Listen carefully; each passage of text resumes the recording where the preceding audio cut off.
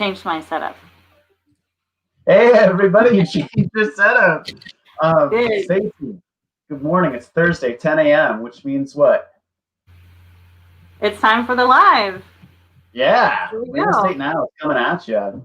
So we got an awesome show set up for you guys today. We're going to talk about appraisals, our real estate friends, our consumers, our customers. They're asking lots of questions about appraisals, what they look like. Is somebody going to come into my house? Is the last 3 houses that sold in my neighborhood, they've appreciated and went over ask, is it going to come into value? So we're going to go through all of that today. But before we do, we got to go through rates like we always do. And are they up or are they down this week?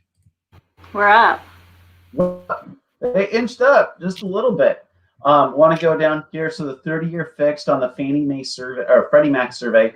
Again, they survey mortgage companies coast to coast and find what the median offer was. And last week, median offer was 2.99. But there's a big change right here. The fees. It says 0.8, so it's just a hair below 1 percentage point. Last week it was 2.89 and that fee was 0.4.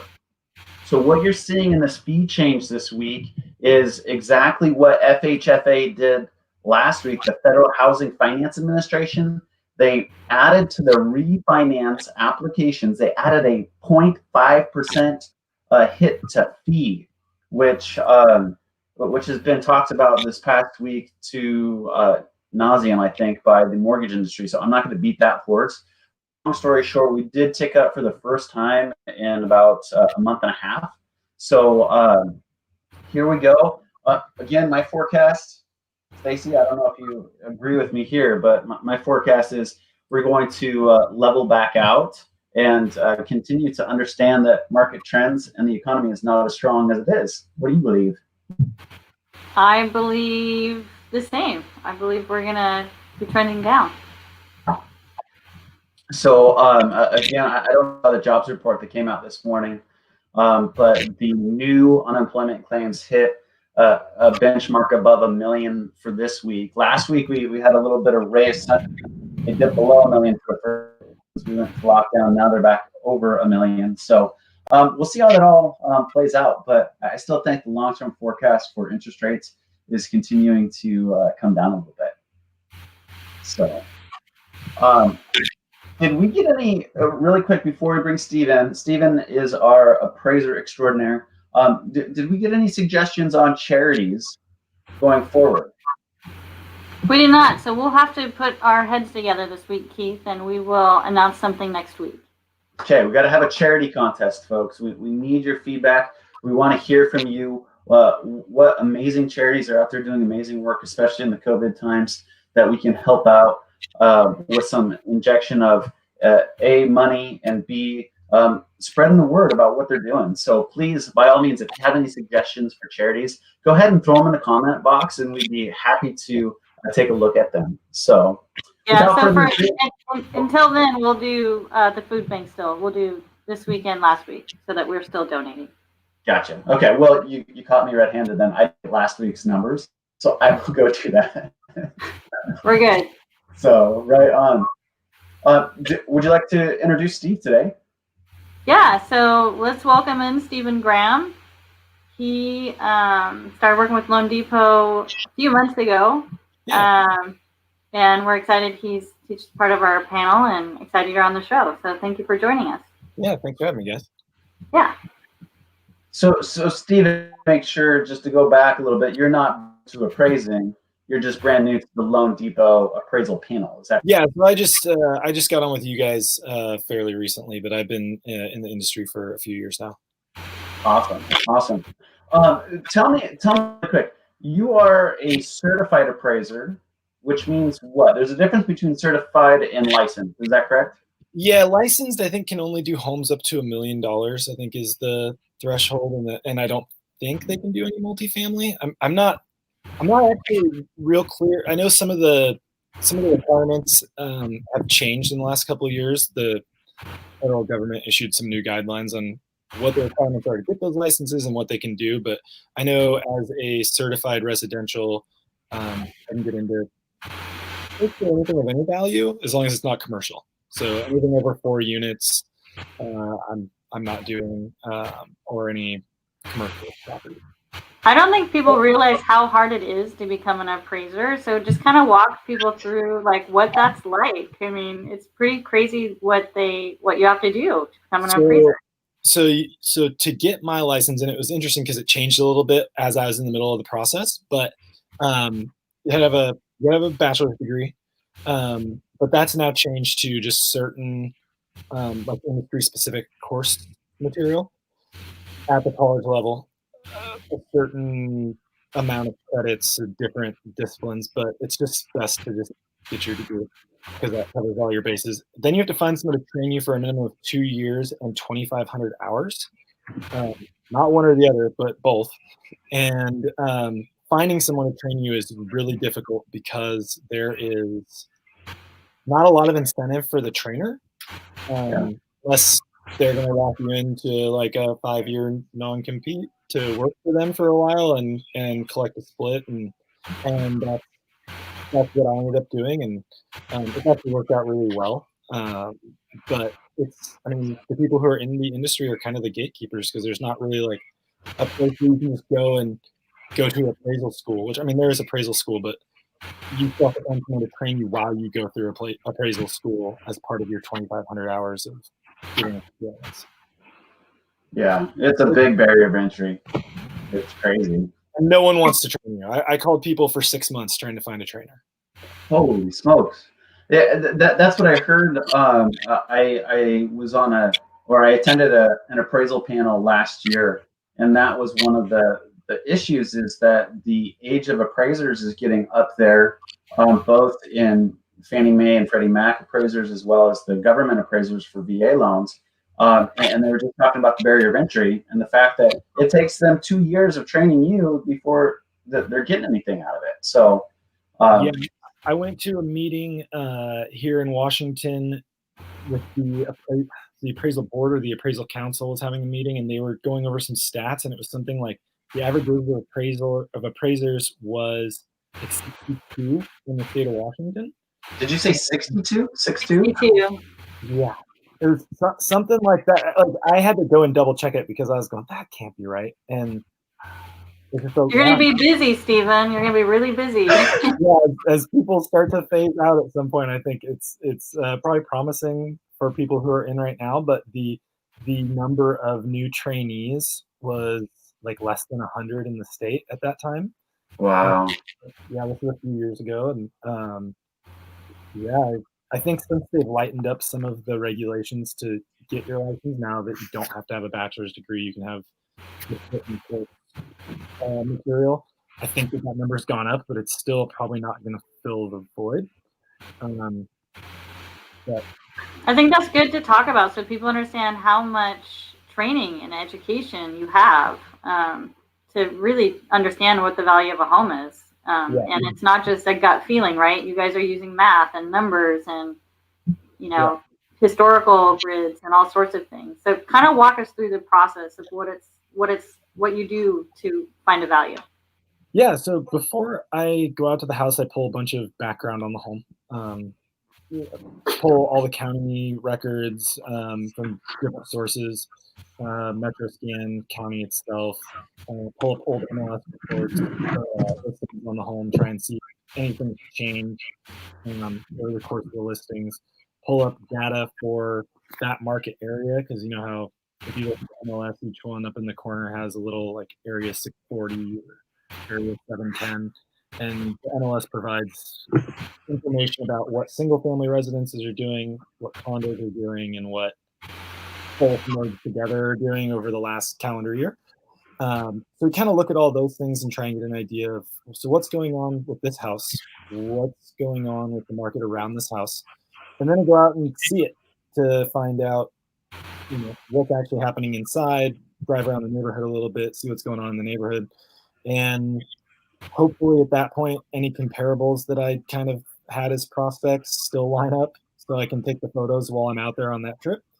Otherwise, I have to scrap whatever I had if they end up being a lot different than the house I walk into, and start over looking for new comps, and then driving back out there and taking new comp photos, which is always kind of a drag if you have to go back out to the home, depending on how far it is from you. But yeah, I mean, once you get into it, really sort of when you find out the truth about a thing, the listings can tell you something, but being in the home is really kind of the best scenario. And I try to start usually with about 8 or 10 comps, and then scale down after I'm in the home and go, okay, well, these are the ones that apply, and these are the ones that don't. And hopefully I've got 5 or 6 good ones left that I'm going to go and actually take photos of and use for the report. Then when I get back to the computer, I mean, yeah, that's when the math starts. That's when okay, how are these similar? How are these different? What dollar amount do you apply to the things that are different about these homes, and how do you support that, and what are the, based on the historical differences in the market, are there time investments that need to be made if the house sold 6 months ago?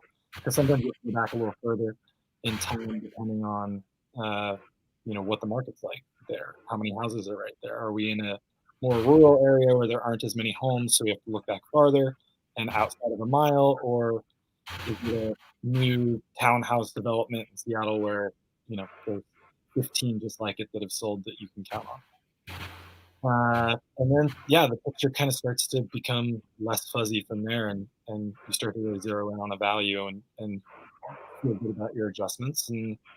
And sometimes it's real tidy and everything's within $5,000. This range is real tight, and sometimes it's 25,000, and you have to try and figure out where in the middle here makes the most sense. Because it's probably not the top, and it's probably not the bottom.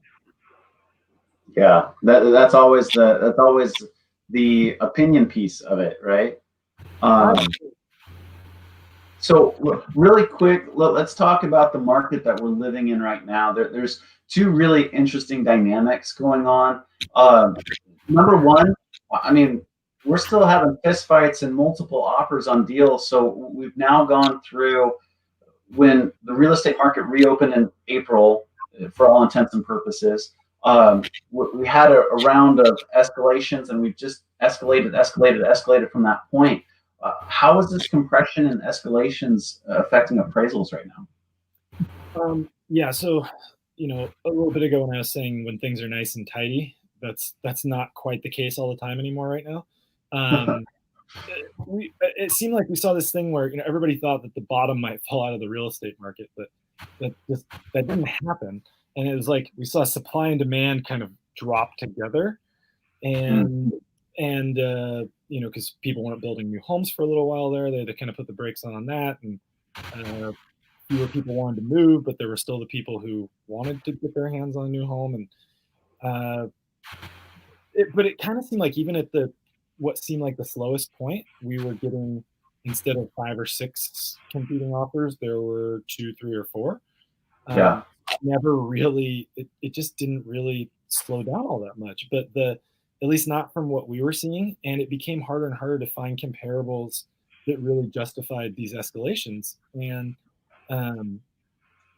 sometimes you enlist the help of the agent, and sometimes, and you go, hey, what was your thinking on this? How you landed here? And they go, well, here's 3 offers and we didn't even take the highest one.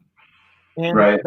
that kind of information definitely makes its way into the report. Saying we had somebody came through with cash that wanted to offer almost as much as this, or whatever we can find to help say, yeah, this makes sense.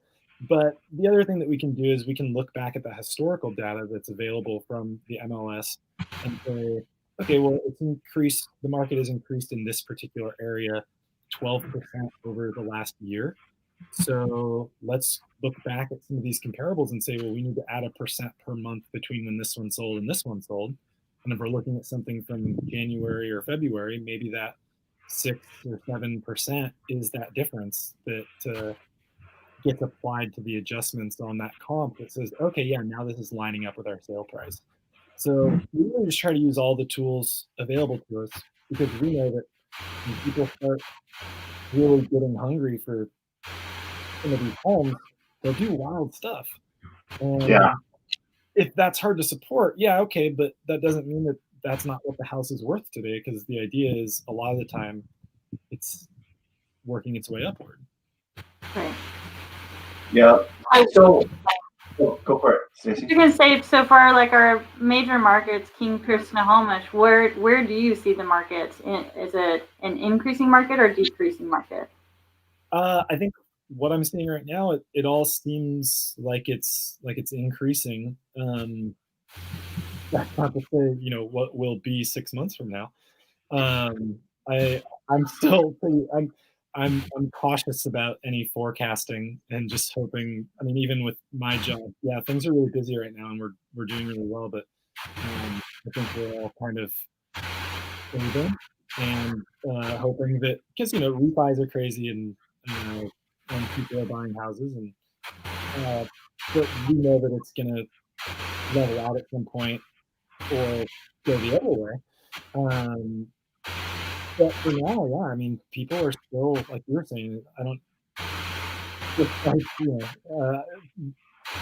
maybe not quite that, but yeah, it's people are hungry for the houses, and they're escalating, and I'm seeing things. I saw one just not too far from my home was one of the reasons I noticed it, and I did end up appraising it. In fact, it might have been for you guys actually. That sold in March for 575, and then the people who bought it did nothing to it, but ended up not feeling like they were close enough to work or something, and decided they were going to sell it, and it just sold. They bought it for 575, and they sold it for 630 in just a matter of like 4 or 5 months. And, Wow.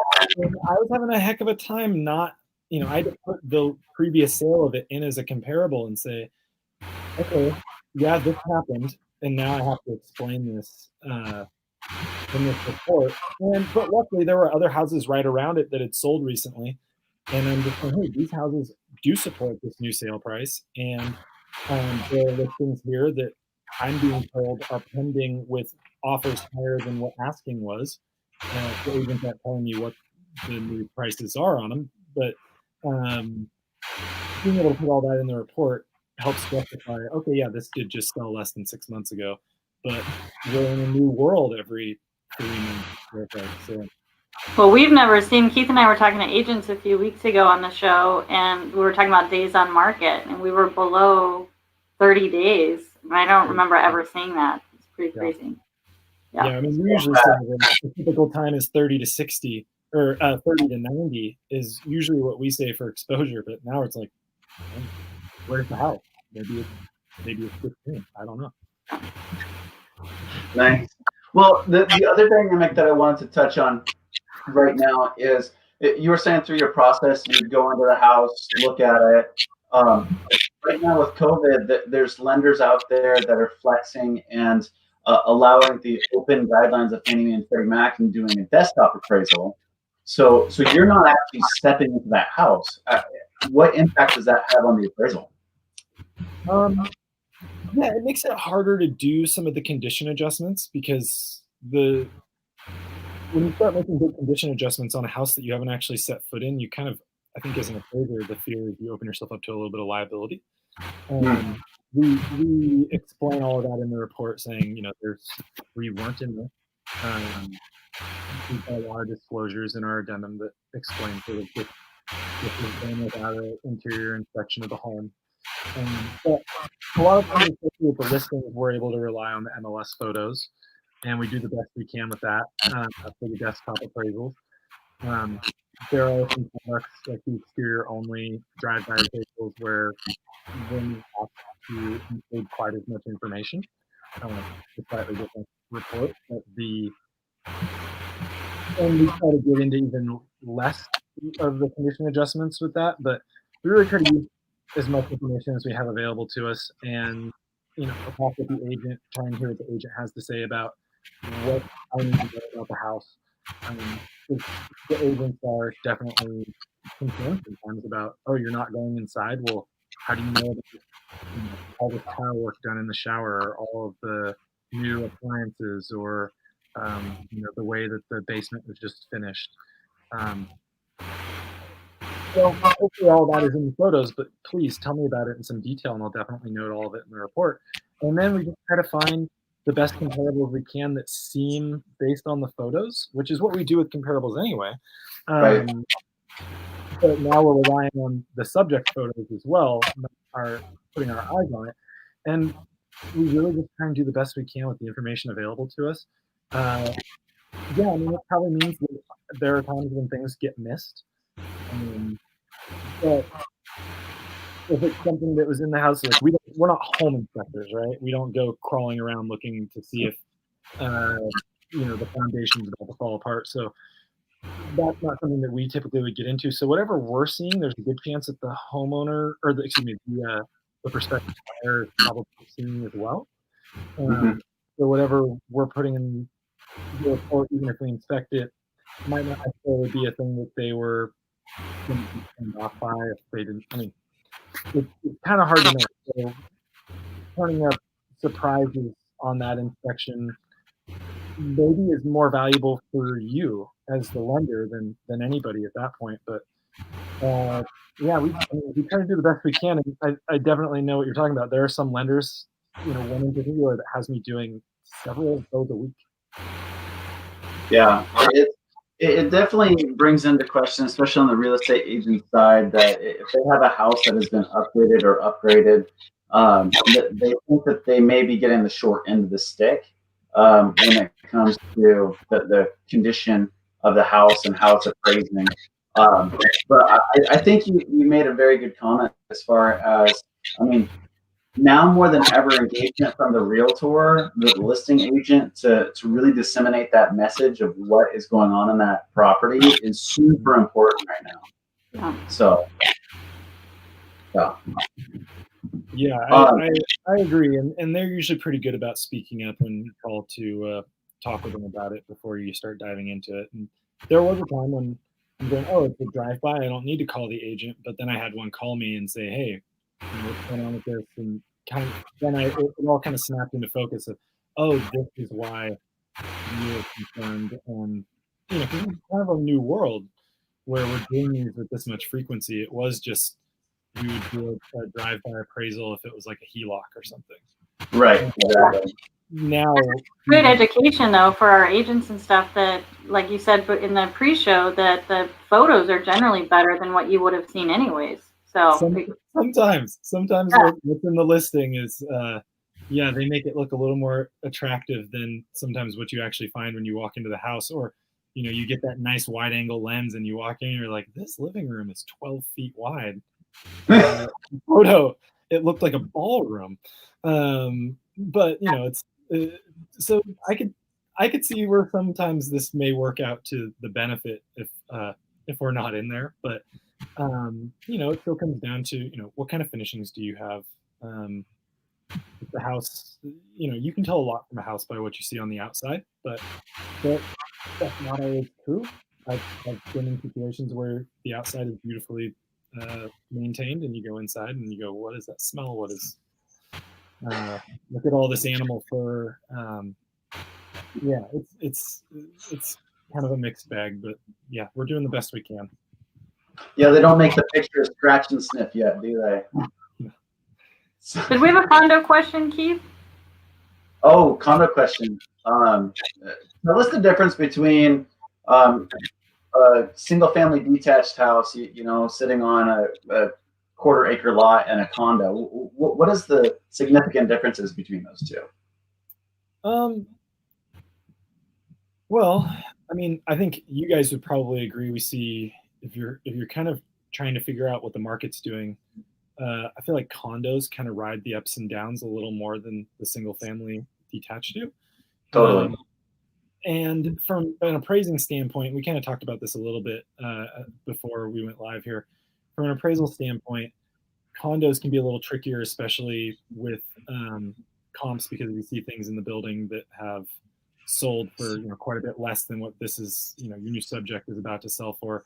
That's a really hard argument to get around when you're trying to say, where is the value on this land? Well, that's a pretty good indicator what was in the building. But if you've got the data that's showing that we're going up now, you use that. But what kind of amenities does the building have?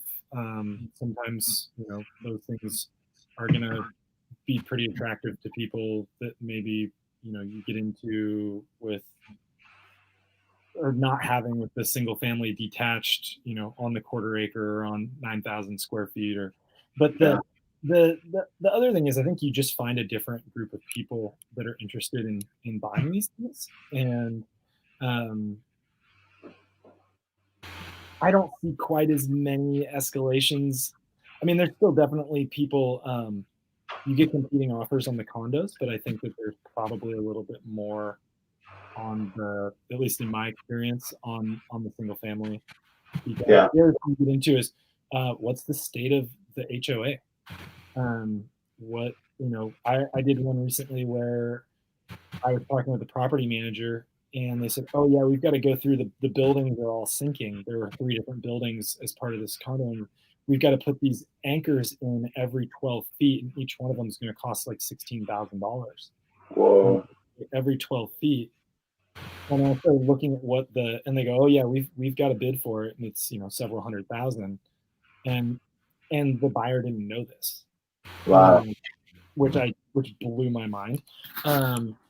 And so, that kind of thing, it's going, okay, well, is the seller going to be responsible for this before the buyer takes over this home? How is this going to work? So these things, definitely set it apart. Whereas when you're buying a home, but you're not responsible for the other people in your building and they're not responsible for you. You don't have to worry about, is this person above me going to have a flooding issue that's going to come down my walls? And I mean, it's just I think the barrier to entry is a little different, and the market for it is different. Well, I think that's a good note as far as really when you look at a condo, you should do your due diligence and see what's sold in that unit in the last, or that condo complex in the last 6-12 months, and that's going to be fairly indicative of your value.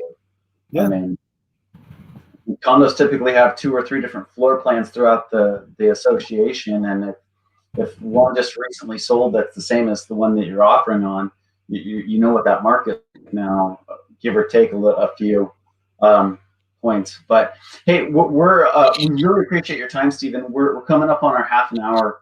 I do want to ask this one question because I think appraisals are synonymous with mortgages, but why else would somebody go out and need an appraisal? Oh, I get contacted for all kinds of things. I have like investors who are trying to determine whether or not they should. One, I had the guy contact me the other day who wanted to know if it's worth it for him to refinance because he's trying to do a cash pullout, and he did a whole bunch of remodeling to the home, and he was trying to get an idea of what it would appraise for before he goes down that road with a lender. I get people on estate things all the time who they're going, oh, I need an appraisal. I need a value for the date of death, and now I need one for current day, so that for the tax stuff. Get things sometimes. I try to stay out of this stuff, but we get things sometimes from investors who say, hey, would you come out and look at this thing that I'm going to completely remodel and give me an idea of what it's worth when it would be done? And go, until that's kind of tough. Yeah, they want to know what that's going to be, and I don't like getting into that so much, but because if they're going to stick to the plan, and how the finishings are quite going to be. So yeah, I mean, there's a lot of different reasons. You get it sometimes on divorce stuff. We'll come through asking for a private deal for that, kind of trying to chop up the pie. Some of the different stuff that comes up. I get contacted sometimes by people who they'll find. I had one actually just yesterday. Some people contacted me as a property that looks like a church. Kind of out in the middle of nowhere. It's got a bunch of rooms with like pews and like stadium seating fold-up chairs in different rooms with like stages and stuff. But they want to convert it and live in it as a single family, and they're trying to figure out if they can get a conventional loan for it and how an appraiser might classify it. And I kind of steer clear of that because I don't get into commercial stuff, but and I think that's how it's as it sits. I think it's commercial, but Yeah, it's just people come up with all kinds of that, or they want to fight the tax assessment on their home. Oh, okay. So it's always interesting because when people are selling their houses, they want it to be worth as much as possible. But when they get the tax assessment, which is generally lower than what they could sell it for, now all of a sudden the house is definitely worth less than what the county says. Yeah, that's so true. I get contacted on that stuff sometimes, and it's always kind of you might not want to go down this road. Awesome. Well, if it's all right with you, we're going to put your contact information in the comment bar here so people can contact you. If they need any advice on the appraisals outside of a mortgage refinance. Just to put it in perfect perspective, if you're going through a mortgage refinance, it needs to be ordered by your lender. So don't think that you can go to Steven and then take that appraisal to your lender. That won't work. 110%. It will not work.